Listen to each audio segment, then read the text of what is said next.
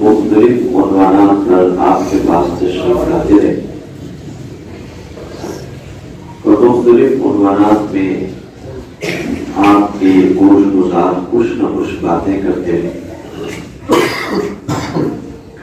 آج ہمارے اس کورس کا اختتامی ختم نبوت کورس کا اختتامی ہے اور میں جو آپ سے چند گزارشات آج کی نشست میں کرنا چاہتا ہوں وہ ایک ترتیب تو ہوگی لیکن بہت ہی زیادہ اہمیت کی حامل ہے۔ ہمارے تمام مبلغین علماء اکرام جن جن موضوعات پر آپ سے بات کرتے رہے ان سب کا تعلق عقائد سے تھا، ایمان جسے کہا جاتا ہے، اور یہ ایمان کی بنیاد ہے۔ عقائد ایماندار آدمی پہچانا ہی عقائد سے جاتا ہے۔ اور میں یہ بات بھی بتاتا چلوں، عقیدہ ہر مذہب کا اپنا اپنا ہوتا ہے۔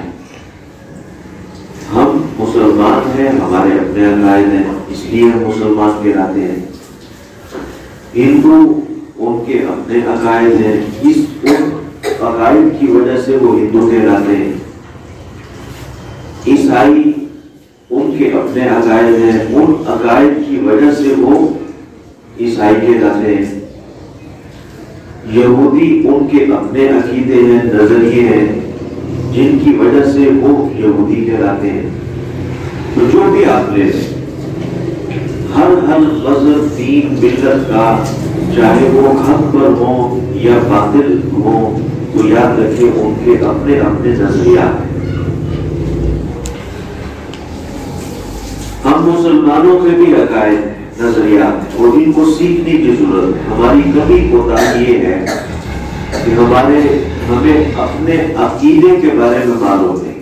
اللہ ایک ہے، جی ہے، اچھا یہ بتاؤ کہ کس نے بتایا اور کیا وجہ ہے کہ اللہ ایک ہے اور کس طرح ہمیں معلوم ہوا؟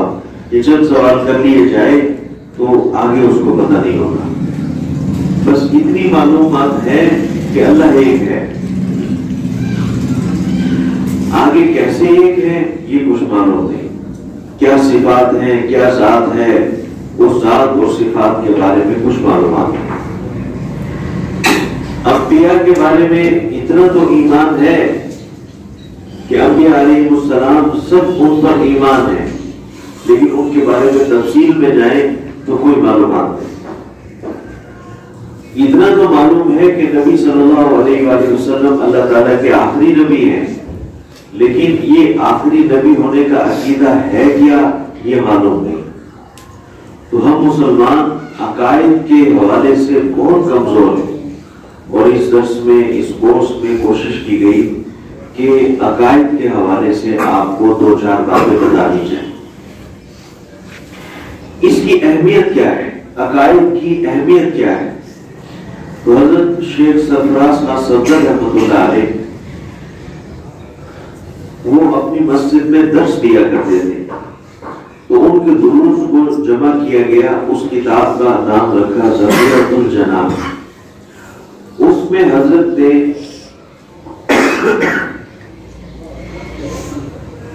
اس عقیدے کی، اس ایمان کی اہمیت کو سمجھایا ہے، اور وہ سمجھایا ایسے ہے کہ دیکھو قرآن کریم میں اللہ رب العزت نے ارشاد فرمایا اجعلتم سقایۃ الحاج وعمارۃ المسجد الحرام کمن آمن باللہ والیوم الآخر۔ وہ فرماتے تھے دیکھو مشرکین مکہ جو تھے، جو ہمارے نبی کریم صلی اللہ علیہ وسلم سے پہلے بھی تھے، آپ کے وقت میں بھی تھے، مشرک مکہ کے، وہ لوگوں کو کہا جاتا تھا، مشرکین مکہ سے کہا جاتا تھا کہ تم ایمان لے آؤ، نہیں تو تم جہنم میں جاؤ گے۔ تو وہ کہتے تھے اے محمد ہم جہنم میں جائیں گے؟ تمہیں پتا ہے ہم کون لوگ ہیں؟ ہم جہنم میں جائیں گے؟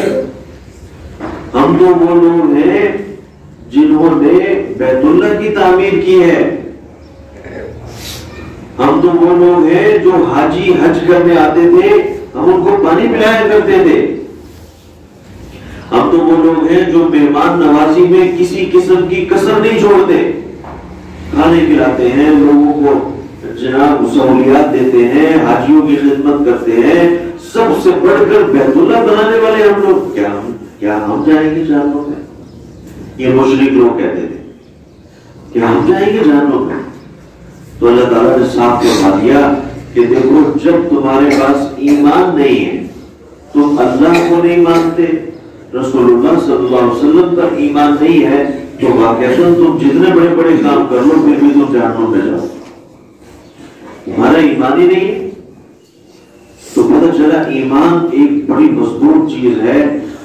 ایمان ہو اور جناب عمل بے شک تھوڑے کیوں نہ ہو، پھر بھی انسان، مسلمانوں کا ایمان ہے کہ وہ جنت میں چلا جائے گا. اگر عمل تو بڑے بڑے کر رہے اور جناب ایمان ہی نہیں ہے تو وہ جنت میں نہیں جائے گا، وہ جہنم میں گردہ سڑتا رہے گا. اور اسی کو آگے بڑھاتے ہوئے حضرت شیخ سرفراز رحمۃ اللہ علیہ فرمانے لگے، اب سنو، ایمان کی طاقت دیکھو. ایک وہ فاحشہ عورت کا ذکر آتا ہے جو بڑی گنہگار تھی لیکن مسلمان تھی، ایمان والی تھی، اللہ پر ایمان رکھتی تھی، نبی کریم صلی اللہ علیہ وسلم کو آخری نبی مانتی تھی. ایک دن گلی سے گزر رہی تھی کہ دیکھا کہ ایک کتا سامنے بیٹھا ہے، زبان نکالے ہوئے، سمجھ گئی کہ اسے پیاس لگ گئی. اسے ادھر ادھر دیکھا، کوئی اسے برتن نہیں ملا پانی پلانے کے لیے. تو اس نے کیا کیا، اپنے جوتا اتارا، چمڑے کا جوتا تھا، تو وہ جناب بھاگتی ہوئی ایک کنویں پہ گئی. اس نے نیچے جھک کے وہ جو ہے نا اس سے پانی بھرا، تو جوتے کے چمڑے کے تلوے میں وہ پانی بھر گیا اور وہ لے کے جلدی سے بھاگتی ہوئی آئی اور اس کتے کو پلا دیا. کتے نے پانی پیا. اللہ کی فضل اور کرم دیکھیں، اللہ تعالیٰ نے اس کتے کو پانی پلانے کی وجہ سے اس فاحشہ گنہگار عورت کی بخشش فرما دی. اللہ تعالیٰ نے اس کو بخش دیا. تو حضرت شیخ سرفراز رحمۃ اللہ علیہ فرمانے لگے کہ دیکھو، وہ لوگ جو مشرکین مکہ تھے ان کے پاس ایمان نہیں تھا، عمل بڑے بڑے تھے، واقعی بیت اللہ انہوں نے بنایا تھا، واقعی وہ حاجیوں کی خدمت کرتے تھے، واقعی وہ ساری مہمان نوازی کرتے تھے، لیکن اس کے باوجود بھی اللہ نے کہا تم جہنم میں جاؤ گے، تمہارے پاس ایمان نہیں. اور اس کے برعکس یہ عورت جس کے پاس ایمان تھا لیکن عمل نہیں تھا، گنہگار تھی. تو آپ دیکھیں ایمان کی پاور کہ اللہ تعالیٰ نے اس ایمان کی برکت سے اس کو جناب جنت عطا فرما دی. وہ مسلمان تھی، ایمان والی تھی.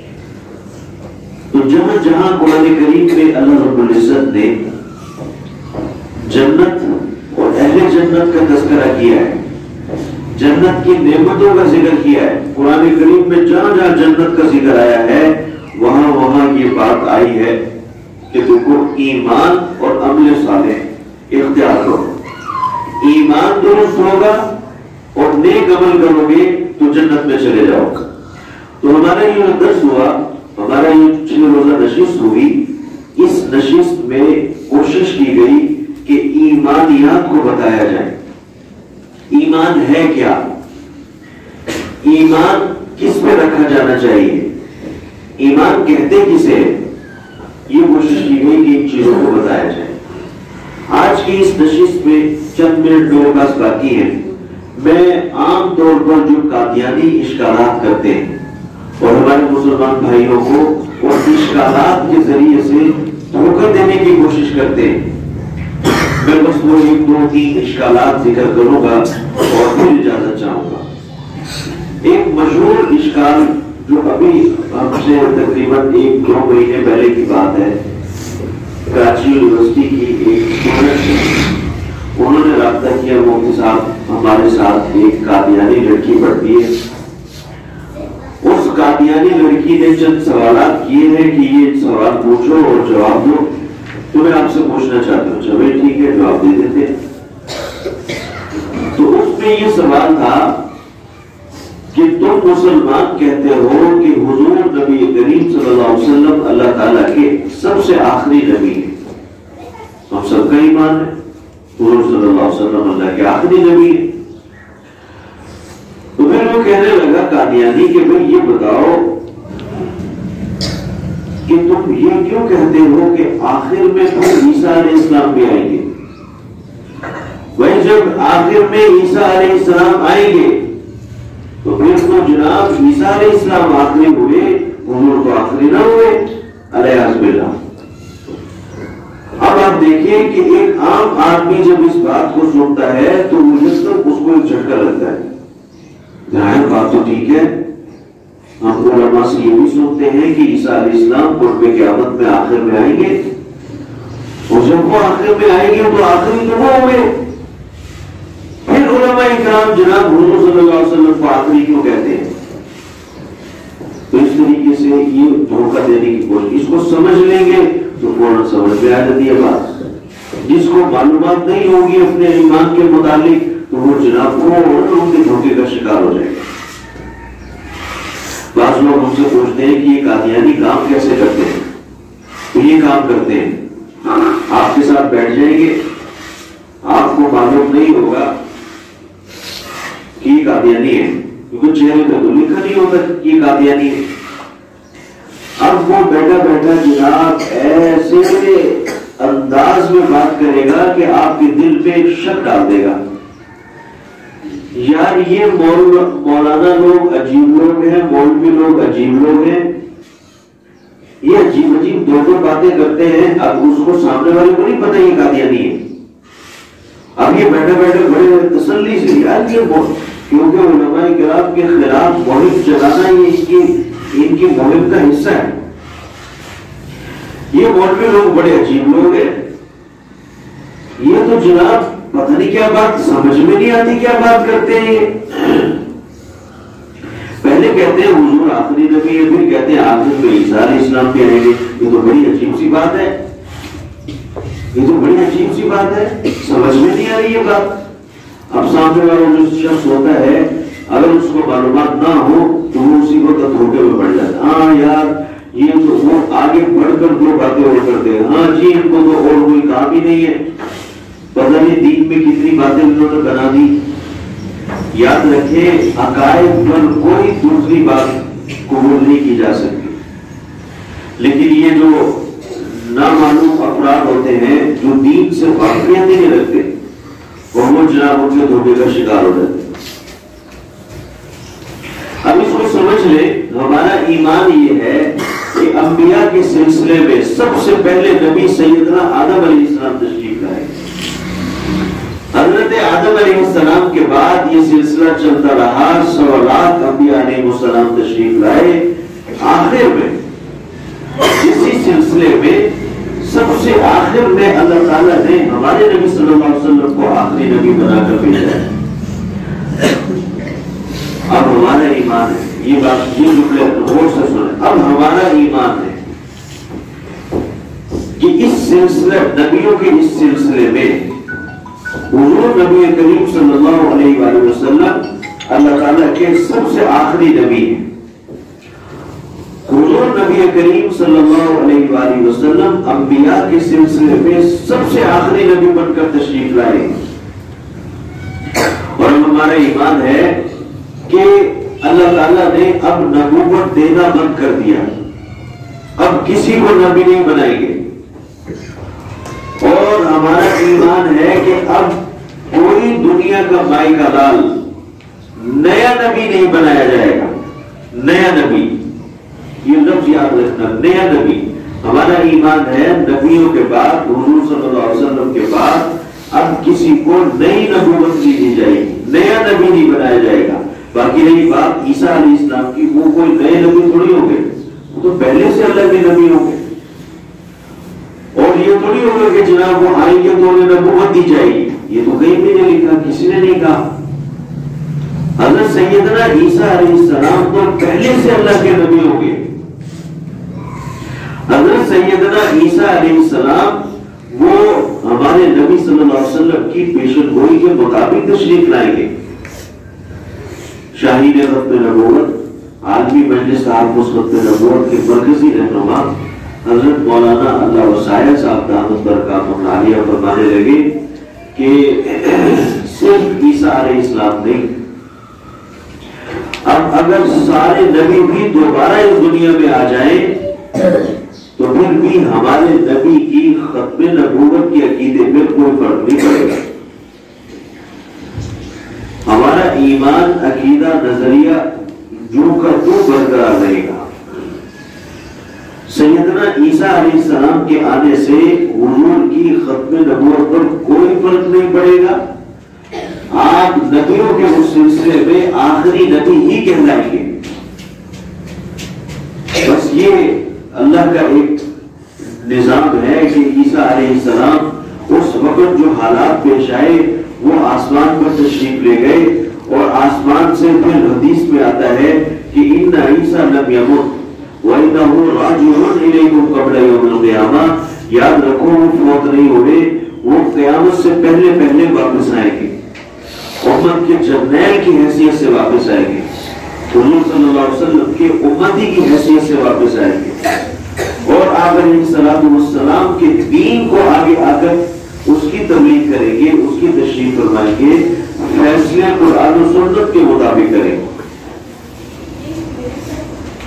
تو سیدنا عیسیٰ علیہ السلام کے بارے میں یہ ایمان کہ وہ واپس آئیں گے، یہ تو خود نبی کریم صلی اللہ علیہ وسلم نے ہمیں دیا ہے. آپ علیہ السلام نے تشریحات فرمائی، لہذا ذہن میں رہے کہ ہمارا ایمان ہے کہ نبی کریم صلی اللہ علیہ وسلم ہی اللہ تعالیٰ کے آخری نبی، اور کوئی مسلمان آپ صلی اللہ علیہ وسلم کی ختم نبوت پہ شک کرے گا جیسے کہ یہ قادیانی شک ڈال رہے، پتہ نہیں حضور آخری نبی ہے یا عیسیٰ علیہ السلام آخری نبی ہے. اس مسلمان کو قادیانی نے شک میں ڈالا اور جناب یہ شک اور شبہ کا شکار ہو گیا. ایمان ہے اس کا جناب، ہاں حضور آخری نبی، لیکن جب اس قادیانی نے یہ کہا یا اس نے کہیں سے سنا اور اس کو شک ہو گیا کہ پتہ نہیں یار واقعی یار پتہ نہیں ایسا ہے کہ نہیں، تو یاد رکھیے علماء فرماتے ہیں اس کو نبی کریم صلی اللہ علیہ وسلم کی ختم نبوت میں شک ہو، یہ مسلمان ہی نہیں رہا، یہ بے ایمان ہو گیا. علماء فرماتے ہیں کہ بعض لوگوں سے پوچھا جاتا ہے کہ بھائی حضور صلی اللہ علیہ وسلم کون سے نبی، پتہ نہیں، اچھا نبی ہے جی نبی ہے، یہ معلوم نہیں کہ کون سے نبی ہے.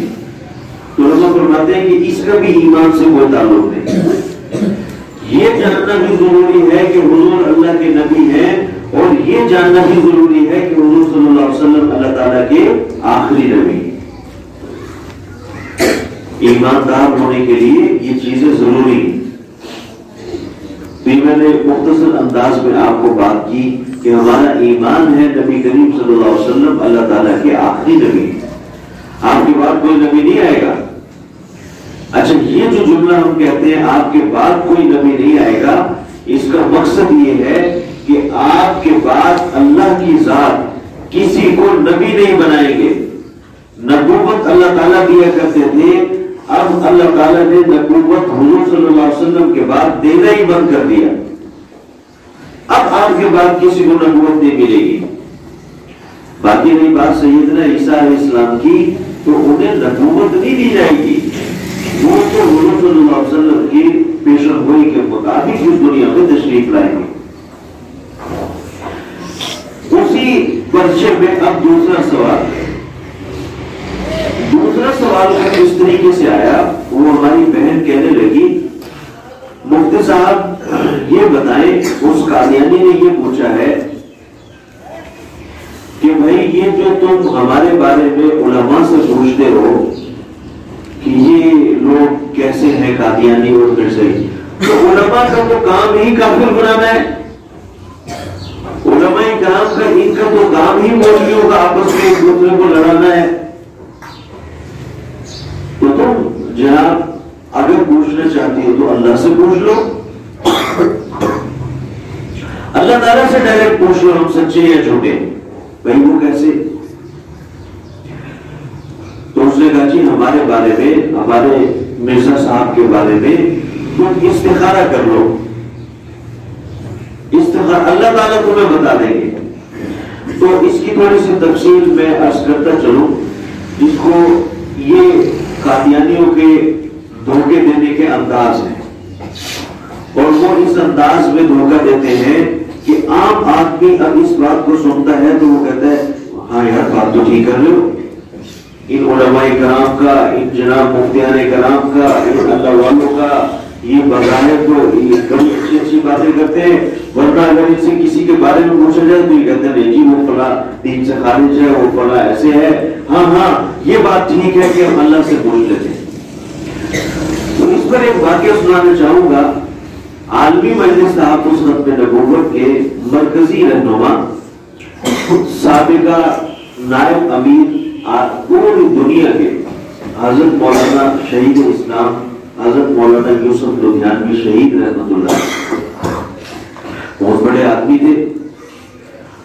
हजरत फरमाते हैं कि चनाब नगर जो इस वक्त कादियानियों का गढ़ है, वहां आलमी मजलिस ख़त्म नबूवत की 2 रोज़ा कॉन्फ्रेंस होती है। तो शहीद इस्लाम हजरत मौलाना यूसुफ लुधियानवी साहब रहमतुल्लाह अलैह उस कॉन्फ्रेंस में तशरीफ ले गए। उस कॉन्फ्रेंस में पहुंचे तो एक साहब कहने लगे कि आपसे मिलना चाहता हूं। जी बुलाए। हजरत कई दिनों से आपसे मिलना चाह रहा था, पता चला कि आप यहाँ तशरीफ ला रहे हैं तो मैं भी आपसे मिलने के लिए आ गया। हाँ जी बात बताएं, वजह क्या हुई, क्या मसला है? कहने लगे हजरत मैं जब ड्यूटी पेशा अफराद में शुमार होने लगा, मेरा जनाब घर का निजाम सही हो गया और पढ़ाई मुकम्मल हो गई, ड्यूटी लग गई एक इदारे में, तो अब घर वाले मेरा रिश्ता तलाश करने लगे। जब रिश्ते की तलाश की तो रिश्ता भी मिल गया, शादी हो गई। 2, 2.5, 3 साल का अरसा गुजर गया। उसके बाद पता चला कि मेरी जो घरवाली है ये तो कादियानी है, ये तो कादियानी है। उस वक्त उन्होंने कोई ऐसी बात ना की जब रिश्ता हो रहा था, या हमने इस तरीके से महसूस ना किया। तो कहने लगे जब मुझे पता चला और कादियानियों का जो एक करैक्टर है वो मेरे ज़हन में था, तो मैंने फौरन घर में तूफान खड़ा कर दिया। मैंने जो गाना गलौज और जो मैं अपनी बीवी को कह सकता था वो जनाब मैंने उसको कहना शुरू कर दिया। लेकिन कमाल देखिए कि उस औरत ने एक लफ्ज भी जुबान से नहीं निकाला, वो खामोश खड़ी हुई शातिराना अंदाज में और बड़ी तसल्ली से इत्मीनान से मेरी सारी गालियों को, गुस्से को बर्दाश्त करती खड़ी रही।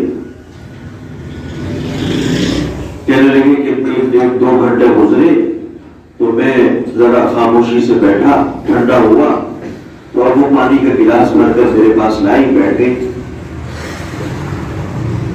और मुझे कहने लगी कि ये क्या बात हुई,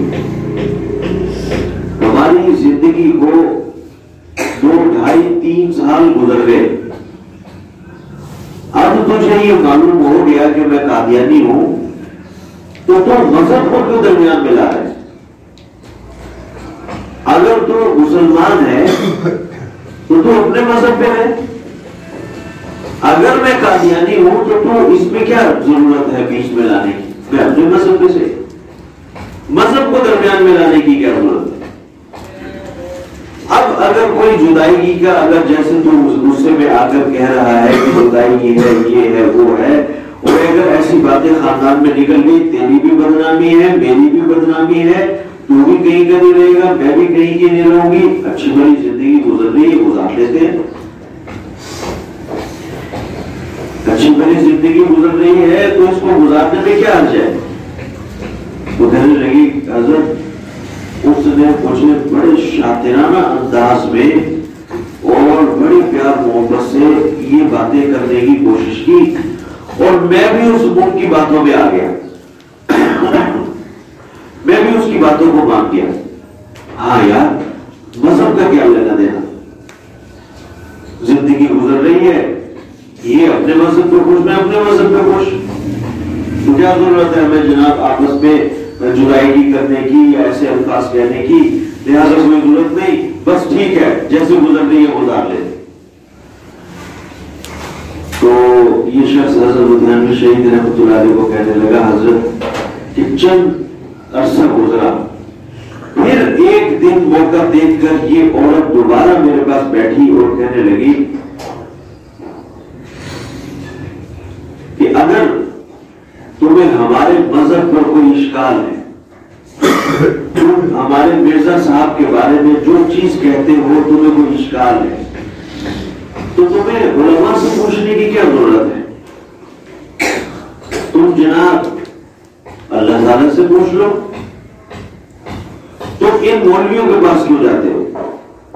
ان مولویوں کا کام تو یہی ہے ایک دوسرے کو لڑوانا، دین کا مذاق بنانا، تو تم اللہ سے پوچھ لو ڈائریکٹ، اللہ تعالیٰ تمہیں بتا دے گا کہ مرزا صاحب سچے تھے، میرے نبی تھے یا نہیں تھے، یا جو بھی تھا اللہ سے پوچھ لو۔ تو لیکن میں نے کہا کہ بھئی یہ اللہ سے کیسے پوچھوں؟ تو اس عورت نے کہا کہ استخارہ کر لو۔ استخارہ تو تمہارے مذہب میں بھی جائز ہے نا؟ جی جی جائز ہے، طریقہ میں بتا دیتی ہوں، تم بھی استخارہ کر لو۔ استخارہ کرنے میں کون سا گناہ ہے؟ استخارہ تو اللہ سے مشورہ ہے، بہت اچھی چیز ہے، اللہ سے پوچھنا ہے، کسی عام آدمی سے تھوڑی پوچھ رہے ہو، تمہیں اللہ خود ہی بتا دے گا۔ تو کہنے لگے حضرت جب اس نے یوں شاطرانہ انداز میں دوبارہ مجھ پر وار کیا، میں پھر اس کے لگنے میں آ گیا، اور میں نے کہا ہاں یار بات تو ٹھیک کر رہی ہے، ادھر ادھر جانے کی کیا ضرورت ہے، اور علماء سے مولویوں سے پوچھنے کی کیا ضرورت ہے، بس اللہ سے پوچھ لیتا ہوں۔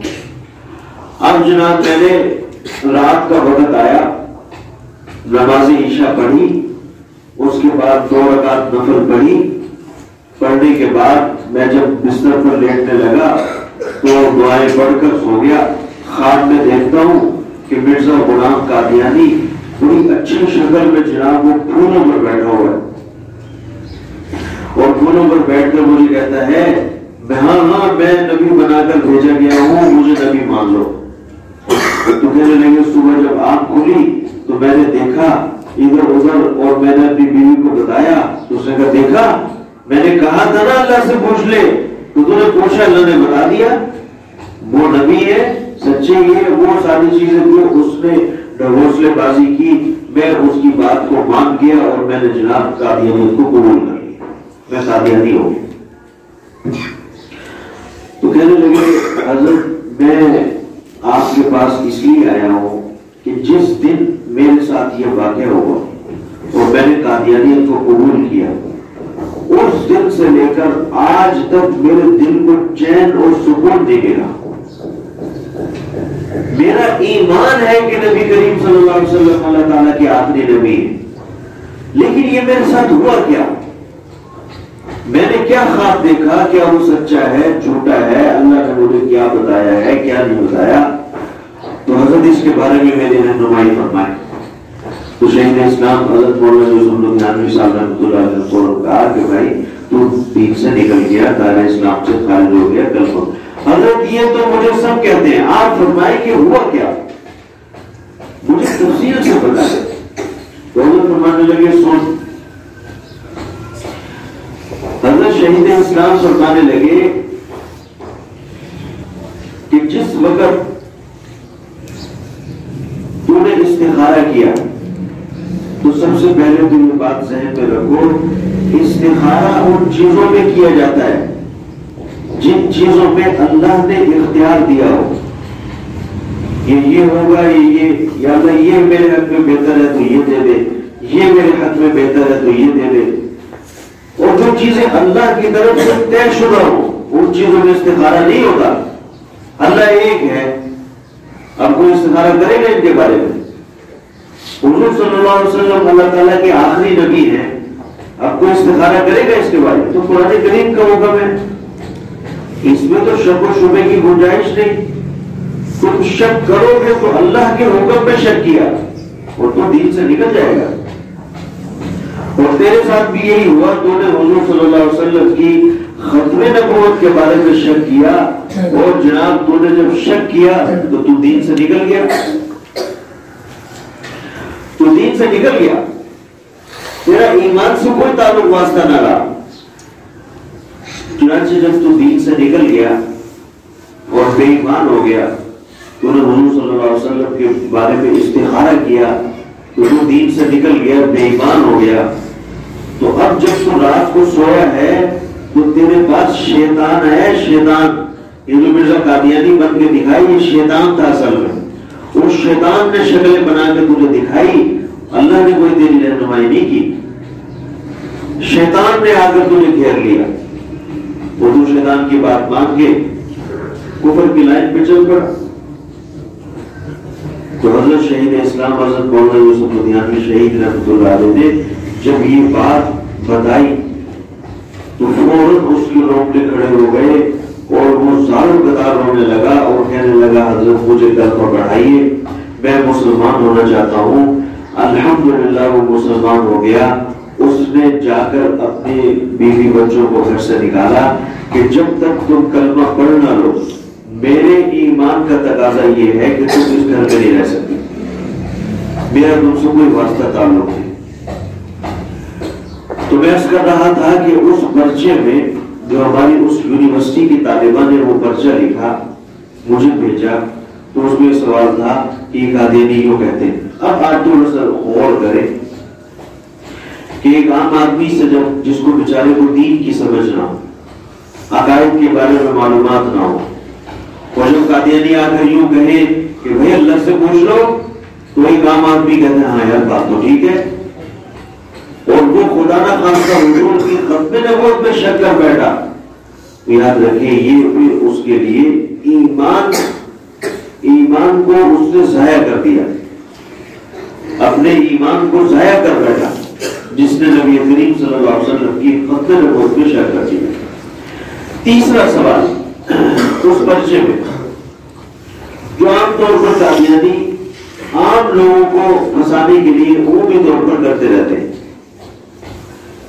اس میں تیسرے سوال میں یہ لکھا ہوا تھا کہ بھائی آپ مسلمانوں کا ایمان ہے کہ عیسیٰ علیہ السلام اس وقت زندہ آسمان پر موجود ہیں، ہم سب کا ایمان ہے وہ آسمان پر موجود ہے، زندہ آسمان پر جسم اور روح کے ساتھ موجود ہے۔ یہ نہیں کہ صرف روح موجود ہے، یہ نہیں کہ صرف جسم موجود ہے، نہیں، جسم اور روح کے ساتھ، جیسے میں اور آپ زندہ ہیں ایسے ہی اللہ تعالیٰ نے ان کو زندہ آسمان پر اٹھا لیا ہے، یہ ہمارا ایمان ہے۔ تو قادیانی کہتے ہیں کہ یہ بتاؤ کہ بھائی کل کتنے آسمان ہیں؟ تو ہم کہتے ہیں بھائی 7 آسمان ہیں۔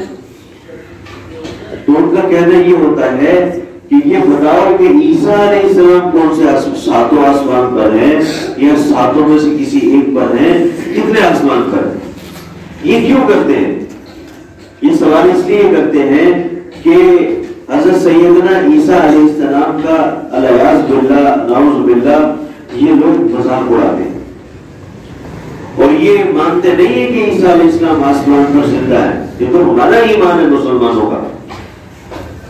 اور یہ لوگ کہتے ہیں کہ جی عیسیٰ علیہ السلام آسمان پر کیسے چلے گئے؟ بھائی اللہ تعالیٰ ہر چیز پر قادر ہے۔ اللہ رب العزت نے قرآن کریم میں فرمایا کہ مثل عیسیٰ عند اللہ کمثل آدم، کہ آدم علیہ السلام جیسے آسمانوں پر تھے اور جناب وہ آسمان سے زمین پر آ گئے، اور اللہ کی مرضی ان کو زمین سے آسمان پر لے جائیں، اللہ تعالیٰ کی جیسی حکمت۔ تو یہ لوگ عیسیٰ علیہ السلام کے ان واقعات کا اور آسمان پر ہونے کا وہ ایسے مسلمانوں کے سامنے مذاق اڑاتے ہیں، اور یہ پوچھتے ہیں کہ بھائی عیسیٰ علیہ السلام کون سے آسمان پر؟ تو ہمارے علم میں اور معلومات میں کمی ہو سکتی ہے، لیکن ہمارے شریعت میں اور ہمارے علماء کی علم اور معلومات میں کوئی کمی نہیں، اللہ کا شکر ہے۔ ہر چیز کا جواب ہمارے علماء اکرام نے دیا ہے۔ علماء فرماتے ہیں کہ حضرت سیدنا عیسیٰ علیہ السلام اس وقت زندہ دوسرے آسمان پر موجود، دوسرے آسمان پر۔ اور سیدنا عیسیٰ علیہ السلام کے بارے میں آتا ہے کہ آپ کی ملاقات نبی کریم صلی اللہ علیہ وآلہ وسلم سے سفر معراج کے موقع پر وہ دوسرے آسمان پر ہوئے۔ قادیانی یہ کہتے ہیں کہ تمہیں کیسے پتا چلا کہ دوسرے آسمان پر ہیں؟ تو حدیث شریف میں آتا ہے آپ صلی اللہ علیہ وسلم جب معراج کے سفر پر آسمانوں کی اور جنت اور جہنم سب سیریں آپ صلی اللہ علیہ وسلم کو کروائی گئی، تو جب دوسرے آسمان پر پہنچے تو سیدنا حضرت یحییٰ علیہ السلام اور حضرت عیسیٰ علیہ السلام سے ملاقات۔ تو ہمارا ایمان ہے کہ دوسرے آسمان پر موجود ہے، حدیث میں آتا ہے۔ اب قرب قیامت تشریف لائیں گے، اور روایت میں آتا ہے جب جامع مسجد دمشق میں نازل ہوں گے تو دو فرشتوں کے بڑوں پر ہاتھ رکھے ہوئے اللہ کی طرف سے نازل ہوں گے۔ تو یہ قادیانی یہاں آ کر عیسیٰ علیہ السلام کے اس اترنے کا مذاق اڑاتے ہیں، اور ہماری مسلمانوں کی بدقسمتی دیکھیں کہ جن کے پاس اپنے دین کی معلومات نہیں ہوتی اور خصوصاً عقائد اسلام کی معلومات نہیں ہوتی، یہ بیچارہ بھی اسی رنگ میں ان کے ساتھ مذاق اڑانے لگ جاتا ہے۔ اور یاد رکھیں پھر وہ ایمان سے نکل جاتا ہے، وہ بے ایمان ہو جاتا ہے۔ فرمایا کہ جس نے نبی کریم صلی اللہ علیہ وآلہ وسلم اور آج کے دیگر انبیاء، اس سلسلے میں جتنے بھی انبیاء ہیں، ذرہ برابر بھی ان کے خدا نخواستہ تحقیر کی تو انسان اسی وقت ایمان سے خارج بھی اپنے آپ کو مسلمان سمجھ رہا ہے، بے ایمان اپنے آپ کو سمجھ رہا ہے کہ وہ مسلمان ہے، بے ایمان۔ انبیاء کی تحقیر کرنا، اسی طریقے سے نبی کریم صلی اللہ علیہ وآلہ وسلم حضرات صحابہ اکرام کی تحقیر کرنا، یہ ایمان سے نکال دیتے ہیں، یہ ایمان سے نکال دیتے ہیں۔ تو یاد رکھیے یہ ہمارا ایمان ہے کہ حضرت سیدنا عیسیٰ علیہ السلام اس وقت زندہ دوسرے آسمان پر موجود ہیں۔ تو یہ چند عوامی اشکالات ہیں جو میں نے آپ کو بتائے کہ قادیانی یوں مسلمانوں میں شک و شبہ ڈالنے کی کوشش کرتے ہیں۔ ایک شخص آیا اور اس نے آ کر کہا کہ میں جس طریقے سے بریلوی حضرات ایک فرقہ ہے، جس طریقے سے اہل حدیث حضرات ایک فرقہ ہے، جس طریقے سے دیوبند حضرات ایک فرقہ ہے، تو ہم احمدی کمیونٹی یعنی کہ ہم قادیانی اور مرزائی ہم بھی ایک فرقہ ہے، ہمیں تسلیم کرنے میں کیا حرج ہے؟ تو ہم بھی ایک فرقہ ہے، ہمیں بھی ایک فرقہ مان لیا جائے۔ تو شہید اسلام حضرت مولانا یوسف بنیانوی شہید رحمۃ اللہ علیہ فرمانے لگے تم فرقہ نہیں ہو، تم فتنہ ہو، فتنہ۔ جس بنیاد پر امت جمع ہونا چاہتی ہے تم اس کو بھی ختم کرنے کے لیے تلے ہوئے ہو۔ اب آپ دیکھیں کہ امت میں جو چھوٹے موٹے اختلاف، بڑے اختلافات وہ اپنی جگہ، لیکن اگر خدا نہ خواستہ ملک پاکستان میں نہیں دنیا میں کہیں نبی کریم صلی اللہ علیہ وسلم کی ذات اقدس کا مسئلہ کھڑا ہو جائے تو تمام مسلمان اپنے چھوٹے بڑے اختلافات بڑھا کر الحمدللہ ایک جگہ جمع ہو جاتے ہیں اور اس چیز کو ترجیح دیتے ہیں کہ ہمارے اپنے اختلافات ایک طرف، لیکن نبی کریم صلی اللہ علیہ وسلم کی ذات اقدس، اس کے لیے ہم سب ایک ہیں، اس کے لیے ہم سب ایک کوشش کرنے والے ہیں۔ آپ کی حفاظت یہ نہ رہی تو وہ کون سی ذات کہ ہم حفاظت کریں۔ تو شہید اسلام حضرت مولانا یوسف بنیانوی صاحب فرمانے لگے کہ جس بنیاد پر سب لوگ جمع ہو جاتے ہیں تو اس کو بھی ختم کرنا چاہتے ہیں، تم چاہتے ہو کہ جناب اس کو بھی ختم کر دیا جائے، تو تم فرقہ نہیں، تم فتنہ ہو۔ چند گزارش گزارشات میں نے آپ کے سامنے کی ہیں.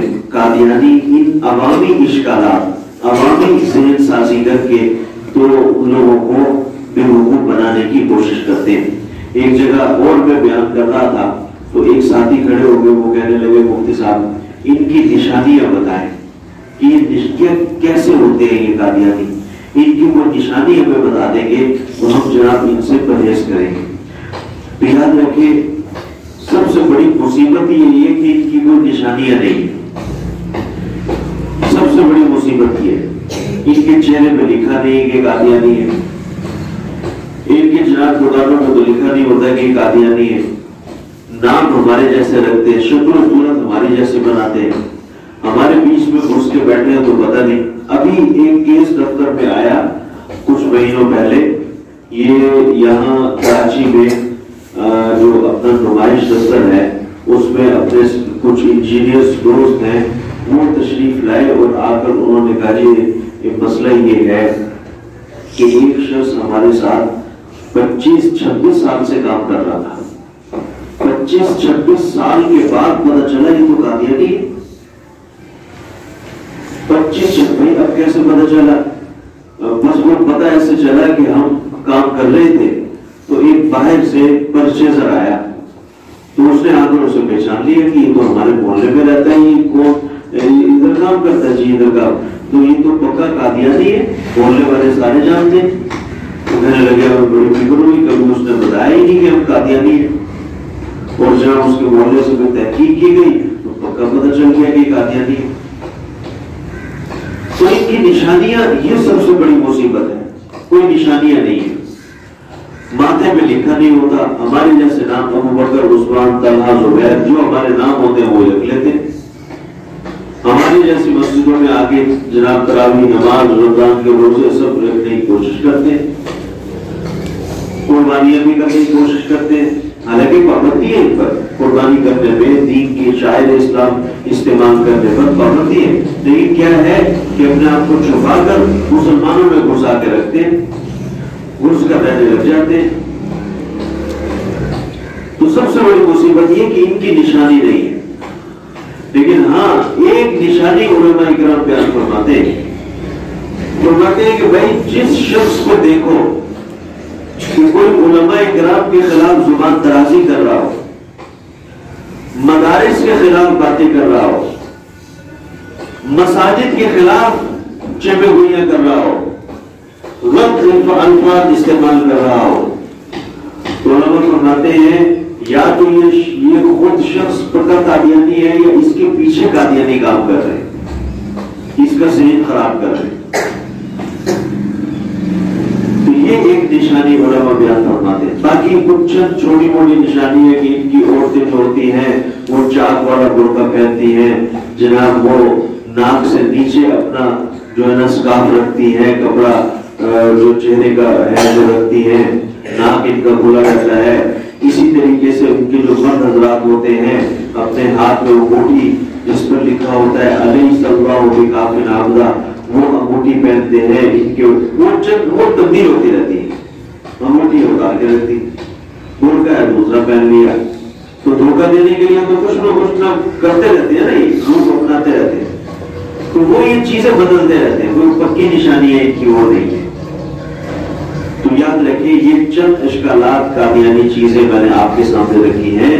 یہ آج بھی یہ ناسور، یہ ملعون لوگ آج بھی ہمارے ارد گرد کہیں نہ کہیں کسی نہ کسی عنوان سے متحرک رہتے ہیں. اور جہاں دیکھتے ہیں کہ کوئی دین سے دور ہے، کمزور ایمان والا آدمی ہے، اس کو ذرا گھیرنے کی کوشش کرتے ہیں. جس کو دیکھتے ہیں کہ بھائی یہ دین والا آدمی ہے، بادشاہ آدمی ہے، داڑھی ٹوپی والا ہے، اس کو نہ چھوڑو، یہ تو ہمارے خلاف ہو جائے گا، اس کو نہ چھوڑو. یہاں ایک ڈاکٹر شاہ فیصل کالونی میں وہ ڈینٹل ڈاکٹر قادیانی تھا، اور وہ جناب اس کے پاس کوئی شخص آتا تو اسے یہی دیکھتا تھا کہ کوئی غریب آدمی ہے، کوئی جناب وہ دین سے دور ہے، تو اسے گھیر گھار کے جناب اس کو پیسے دے لالچ اور جناب ویزے باہر کی ساری چیزیں لالچ والچ دے کر اس کو کہتے تھے جی یہ فارم میں آپ کو دیتا ہوں، اس فارم پہ سائن کر دو، بس ہم آپ کو قادیانی بنا دیں گے اور ہم آپ کو باہر بھیج دیں گے، ساری زندگی سے کیا رکھا ہے پاکستان میں اور کیا رکھا ہے یہاں رہنے میں، تمہیں جناب باہر بھیج دیں گے۔ علماء فرماتے ہیں کہ کسی مسلمان نے اس فارم پر کسی نیت سے بھی سائن کیا، بعض لوگ کہتے ہیں کہ یار ابھی سائن کر دو مسلم کافی ہو جائیں گے، جس باہر چلے جائیں گے فری میں، وہاں جا کے جناب نوکریاں لگ جائیں۔ علماء فرماتے ہیں کہ کسی نیت سے بھی اس نے دنیا کی لالچ میں آ کر آخرت کو تباہ کرنے کے لیے کسی بھی طریقے سے اس نے سائن کر دیا، جھوٹ موٹ یا اپنے نظریے کسی بھی طریقے سے، فرماتے ہیں یہ شخص کافر ہو گیا۔ اس میں جو باتیں لکھی ہوئی ہوتی ہیں اس نے سائن کیے اور فرمایا کہ دین سے نکل گیا۔ کیا فائدہ؟ تقریباً آج سے 5-6 دن پہلے ایک قادیانی سے میری بات ہو رہی تھی، وہ کینیڈا میں بیٹھا ہوا تھا، یہی پاکستان کا تھا، تو میں نے اس سے کہا کہ تجھے شرم نہیں آتی؟ تو نے چند ٹکوں کی خاطر کس کو چھوڑا نبی کریم صلی اللہ علیہ وسلم کو؟ تجھے کوئی ہوش ہے؟ کاش کہ تو سمجھ جائے اس بات کو، تجھے دنیا ہم بھوکے مر جائیں گے لیکن اپنے نبی کو نہیں چھوڑیں گے، اور سب جیسا بے ایمان آدمی میرے گھر تجھے اپنے نبی کریم صلی اللہ علیہ وسلم کی عزت و ناموس اور ختم نبوت کے عقیدے پر سودا کر کے چند ٹکے لے کر اور تو کینیڈا میں چلا گیا، تجھے یہ چیزیں اچھی لگ رہی ہیں؟ تو اس کے پاس کوئی جواب نہیں تھا، وہ خاموش نہیں جی یہ ہے وہ ہے ایسا، لیکن وہ سمجھ رہا تھا کہ بات ٹھیک ہے، مولوی صاحب بات ٹھیک ہے، اندر سے وہ جناب سمجھ رہا تھا۔ لیکن کیا ہے کہ اس میں ان قادیانیوں کا یہی چال ہوتا ہے، آج قادیانیوں کے پاس کوئی ایک دلیل ڈھنگ کی نہیں کہ جس کی بنیاد پر وہ ہم سے بات کر سکے۔ وہ تو سن 74 میں جب قومی اسمبلی میں مقدمہ لڑا گیا تھا بھٹو صاحب کے زمانے میں، تو اس وقت ہی ہمارے علماء سے مقدمہ ہارے تھے، وہ کافر قرار دیے گئے تھے نا، وہ دلیل ہی نہیں دے سکے تھے، باتیں نہیں کر سکے تھے۔ تھا قادیانیوں کا سربراہ سامنے کھڑا ہوا، سربراہ بات نہیں کر سکے تو اور کون جائے گا؟ تو آج جو ان کے پاس حوصلے ہوتے ہیں وہ یہ ہوتے ہیں کہ آج جی ہم آپ کو نوکری لگوا دیں گے، آج جی پاکستان کے حالات ایسے ہیں، ہم تمہیں قادیانی بنا رہے اس لیے کہ تم خوشحال ہو جاؤ گے، تمہیں ہم جناب ملک سے لے کر دوسرے ملک میں جرمنی میں کینیڈا لندن فرانس جہاں کہو گے تمہیں لے جائیں گے۔ تو اس عنوان پر یہ لوگ کام کرتے ہیں، دھوکہ دیتے ہیں۔ یاد رکھیں ہم مسلمان ہیں، ہمیں اپنے ایمان سے وابستہ رہنے کی کوشش کرنی چاہیے، اللہ تعالیٰ سے مانگنا چاہیے۔ یہ ایمان بڑی قیمتی چیز ہے۔ علماء فرماتے ہیں جس شخص کا جیسا نظریہ دنیا میں قائم ہوگا اس کی ویسی ہی زندگی گزرنا شروع ہو جائے گی۔ ہم مسلمان ہیں، اپنے ایمان رکھتے ہیں، نظریہ یہ رکھتے ہیں کہ بھئی کل قیامت کے دن جنت و جہنم ہے، لہذا ہم اپنی زندگی دنیا میں درست کرنے کی کوشش کرتے ہیں، بھائی جنتی اعمال کرو، دولتی نہ کرو، یہ ہمارا نظر۔ اس کے برعکس ہندو ہے، ان کا نظریہ یہ ہے کہ بھائی دنیا میں ہی کرو جو کرنا ہے، مرنے کے بعد تو ویسے جلا دیں گے، جب جل جائیں گے تو سارے گناہ معاف ہو جائیں گے۔ تو ہندو کہتا ہے بھائی دنیا میں ہی کر لو جو کرنا ہے، جس کا لوٹنا ہے، جس کا جناب کھانا ہے، پینا ہے، کرنا ہے، جو کر لو، دنیا ہی ہے ہمارے لیے۔ تو جو شخص جیسا نظریہ دنیا میں رکھتا ہے وہ ایسی ہی زندگی گزارنا شروع کر دیتا ہے۔ تو اللہ کا شکر ہے، اللہ تعالیٰ نے ہمیں قرآن کریم، نبی کریم صلی اللہ علیہ وسلم کی سنت والا نظریہ عطا فرمایا ہے، اور اللہ تعالیٰ اسی سے ہمیں وابستہ رکھے۔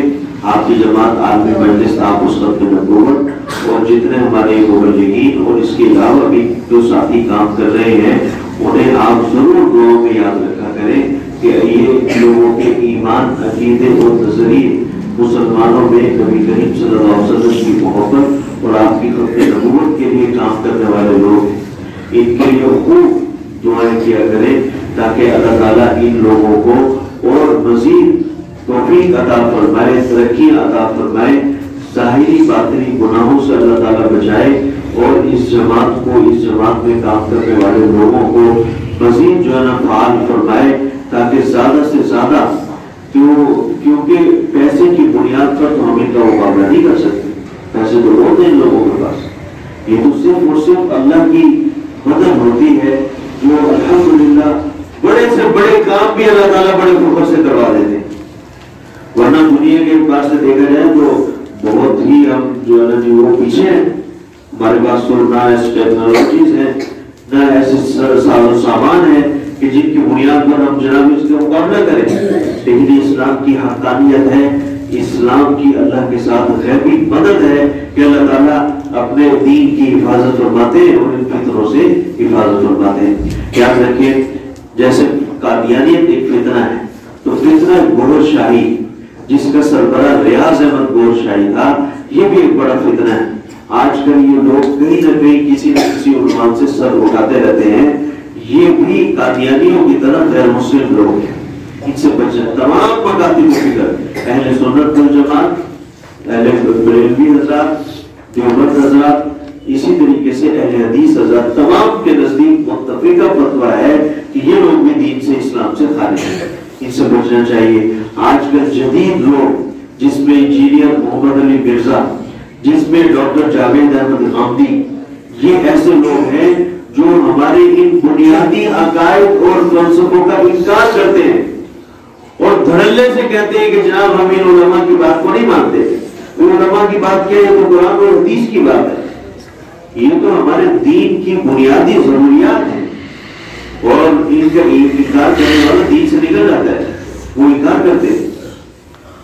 तो याद रखिए, इन जैसे फितरों को भी समझना ये मेरे आपकी जिम्मेदारी है। अल्लाह ताला मुझे, आपको, हमको सबको समझने की तौफीक अता फरमाए।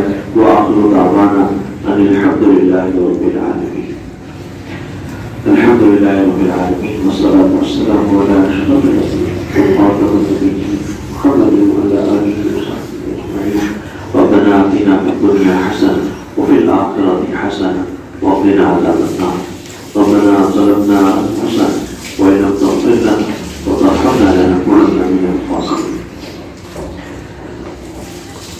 अल्लाहुम्मा अर्हम उम्मत मुहम्मद सल्लल्लाहु अलैहि वसल्लम, अल्लाहुम्मा फर्रिज अन उम्मत मुहम्मद सल्लल्लाहु अलैहि वसल्लम। या अल्लाह, नबी करीम सल्लल्लाहु अलैहि वसल्लम की शफाअत नसीब फरमा। आप अलैहिस्सलाम के कस्म मुबारक रोज़े कौसर पीना नसीब फरमा।